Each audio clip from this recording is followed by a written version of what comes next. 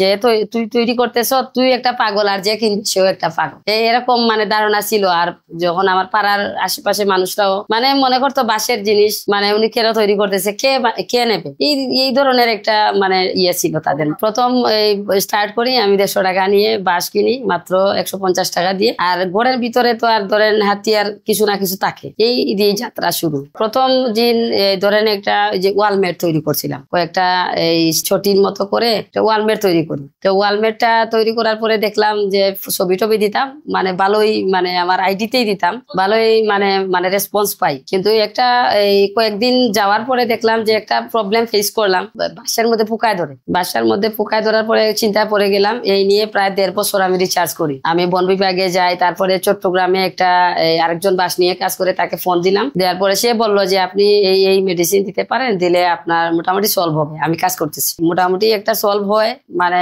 একটু সলভ হয়। তারপরে যেটা এই মেডিসিন তো অলরেডি অল্টারনেটিভ করতেছি, যখন দেখলাম যে মোটামুটি কোনো জায়গায় কাজ হইতেছে ওইটা সেল করতাম, আর যেটা প্রবলেম এটা সেল করতাম না। প্রথমত আমার ড্রয়িং রুম থেকে ধরেন আমার শুরু কাজ, সারাদিন অফিস করতাম, তারপরে সন্ধ্যার পর থেকে 12টা 1টা পর্যন্ত কাজ করতাম। আর বাকি সময় ভোর 4টা 5টা পর্যন্ত আমি মোবাইল ঘাটাঘাটি করতাম অনলাইন। হ্যাঁ, অনলাইনে আমি ওইগুলা সাইট দেখতাম। আমি যখন দেখলাম যে ইউটিউবে দেখলাম যে চাইনিজরা বা জাপানিজরা বা ইন্ডিয়ানরা মানে এগুলা ভালো তৈরি করে, সুন্দর সুন্দর শপিস তৈরি করতেছে, তৈরি করে বিভিন্ন দেশে মানে সেল করতেছে। তো যার কারণে মনে হইলো যে এগুলা ছাড়াও ক্রিয়েটিভ কিছু করা যাবে। তো আমার মনে হচ্ছে যে এটাই কনফিডেন্ট ছিল যে ক্রিয়েটিভ কিছু যদি করি আমি, তাহলে অবশ্যই মানে এটার চাহিদা বাড়বে। তো ঠিক আমি তৈরি করে করে আমি সেলও করতাম, চাহিদাও আমি তৈরি করছি। যখন অনলাইনে আমার একটা পেজ ছিল বা আমার আইডিতে আমি পোস্ট করতাম, বা আমার পরিচিত গোটা কয়েকজন ছিল, একজনের মাধ্যমে আরেকজন বলতো যে সুইটি মানে বাস নিয়ে কাজ করতেছে, মোটামুটি ভালো। তখন আমি SME মেলা দিলাম, একদম প্রথমে সমবায় মেলা দিলাম। সমবায় অফিসাররা বললেন তুমি এটা নিয়ে কাজ করো, এই মেলা দাও। তখন ফার্স্ট আমি সমবায়ের মেলা দিই, মেলা থেকে SME মেলা, তারপরে বেসিক মেলা, ফার্স্ট পুরস্কারও পাই বেসিক মেলায়। তারপরে এই স্টেপে মেলাগুলোতে অংশগ্রহণ করে আমি পরিচিতি লেভেলটা আমি দ্রুত করে ফেলছি। এটা প্রথমত মানে একটু কনফিউজ ছিল। তারপরে যখন আমি বললাম না যে চাহিদা আমি তৈরি করছি, এই ট্রেটা ধরেন এখানে বানাইছি বাঁশের শীট দিয়ে, তাই এটা ধরেন মোটামুটি আমার এখানে দামটাও মোটামুটি একটা ইয়ের ভিতরে আছে।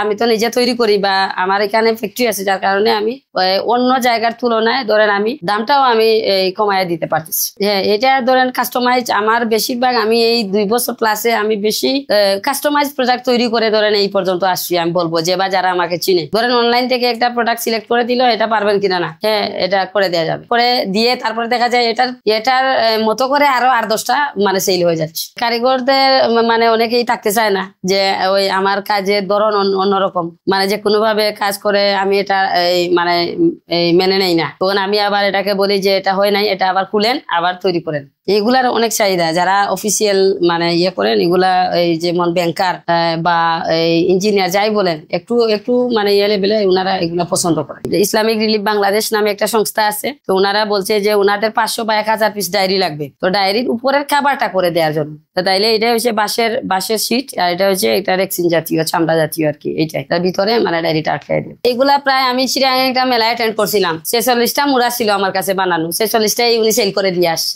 এগুলার অনেক মানে ইয়ে আছে, অনেক চাহিদা। ধরেন এটার মধ্যে একটা গ্লাস বসাই দিন, এটা টি টেবিল হয়ে গেল। এটা তো এখনো মানে বাধা আসে। যেমন আমি যে জায়গায় ছিলাম, এই জায়গায় বৃষ্টি পড়তো, আমি 1.5 বছর প্লাস আমি এখানে ছিলাম। ওনাকে বলতে বলতে উনি ওই মানে যারা মালিক থাকে ওনাদের ইয়েটা অন্যরকম থাকে, যে আপনার ভালো লাগলে থাকেন, না হয় চলে যান, এইরকম আমাকে 2-3 দিন বলছে। তারপরে আমি চলে আসছি। যেমন এটা হচ্ছে বড় বাধা, যেমন আমার নিজের কোনো জায়গা নেই, আমি ভাড়া জায়গায় থাকি, তখন মালিকরা যদি বলে যে আপনার ভালো না লাগলে চলে যান, তখন এই যে বিষয়টা চেঞ্জ করে আসা মানে একজন মেয়ের পক্ষে অনেক টাফ, অনেক কষ্ট। যখন মেলাগুলাতে পার্টিসিপেট করে তখন 12টায় 1টা 2টা বাজে, মানে মেলায় যাইতে হয়, স্টল নিজে রেডি করতে হয়, আবার উঠাইয়া নিয়ে আসতে ধরেন রাত্রে 12টা 1টা হয়। তখন বাসায় আসলে মা বকা দেয় যে আর আসলি কেন, থাকলে না কেন। মানে এরকম কারখানায়ও কাজ করতে গিয়ে ধরেন কালকে সকালে আমি মাল ডেলিভারি করব, কিন্তু রাত্রে 2টা হয়ে যায় মানে আমার কারিগরের সাথে, কিন্তু মা বলে যে আসার কি দরকার ছিল। তখন আসলে বলতে পারি না কিছু, কিন্তু